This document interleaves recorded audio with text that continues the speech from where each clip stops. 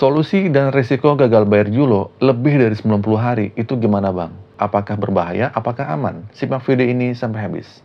Assalamualaikum warahmatullahi wabarakatuh. Balik lagi di channel Sekelas Pinjol.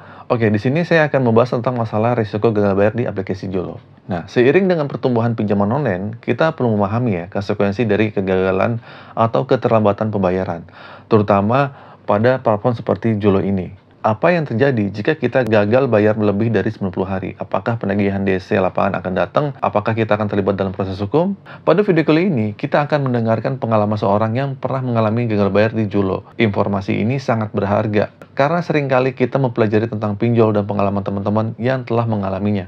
Pengalaman yang saya bagikan adalah salah satu orang yang pernah gagal bayar, nominalnya sekitar 2 juta di Julo, hampir 90 hari lewat. Jadi selama 3 bulan atau lewat 90 hari. Nah, setelah hari ke-91 hari, ia hanya menerima peringatan melalui WhatsApp dan tidak ada lagi panggilan telepon yang mengganggu. Namun, seperti yang bisa diantisipasi, peringatan melalui WhatsApp tersebut mencakup kemungkinan kedatangan DC. Pokoknya katanya ancaman seperti itu. Nah, ini penting untuk dicatat bahwa hampir semua aplikasi pinjaman online, baik yang memiliki DC sendiri atau menggunakan jasa pihak ketiga, memberikan peringatan terlebih dahulu sebelum melakukan penagihan. Bahkan ketika kita baru terlambat selama 2 atau 3 hari ya, mungkin sudah menerima peringatan-peringatan penagihan seperti DC akan datang lah atau gimana gitu. 2 hari diancam DC datang, banyak kan seperti itu. Nah, meskipun demikian, dari temannya pengalaman yang lebih dari 90 hari lewat ini, terlambat lebih dari 10 hari ini, DC-nya belum mengunjungi rumahnya untuk menagih pembayaran. Ya, hal ini menunjukkan bahwa setiap aplikasi pinjaman online memiliki resiko tersendiri, ya, dan tidak semua memiliki intensitas penagih yang sama, tidak memiliki DC lapangan.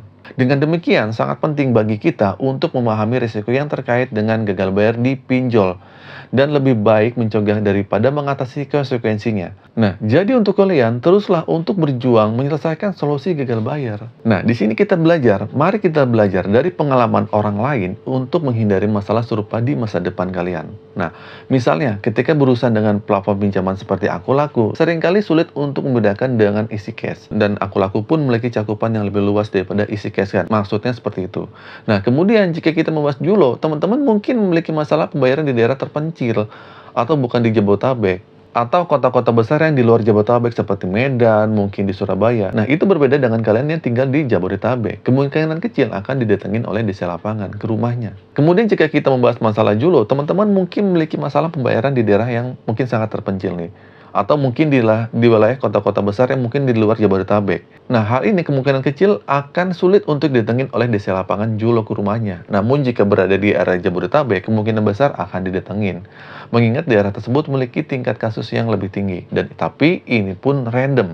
Nah, penting untuk dipahami bahwa tidak semua pinjaman online memiliki jumlah DC yang sama. Dan tidak semuanya akan mendatangi rumah untuk menagih utang. Sebagai contoh pengalaman, menunjukkan bahwa penagihan DC Julo itu bisa tertunda.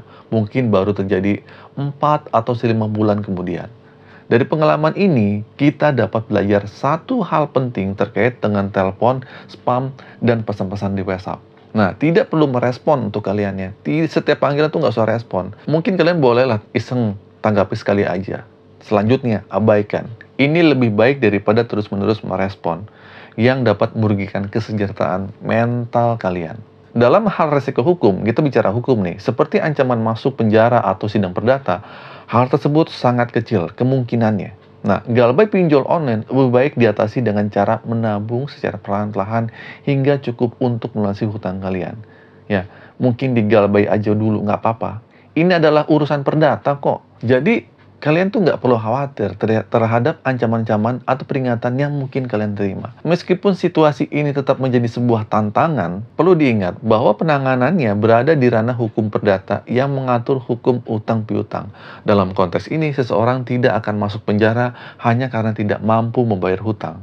Selama ada niat baik untuk melunasi dan belum ada kemampuan finansial, itu nggak jadi masalah. Hukum-hukum terkait sudah diatur dengan jelas, memberikan ketenangan bahwa tindakan hukum lebih terfokus pada penyelesaian perdata, bukan hukum pidana. Ini menjadi harapan positif, karena terutama bagi mereka yang belum memiliki sumber finansial sampai saat ini, atau tidak memiliki uang saat ini. Dan terakhir dari saya, semoga video ini memberikan pemahaman dan ketenangan bagi kalian yang sedang menghadapi situasi gagal bayar di Julo ini.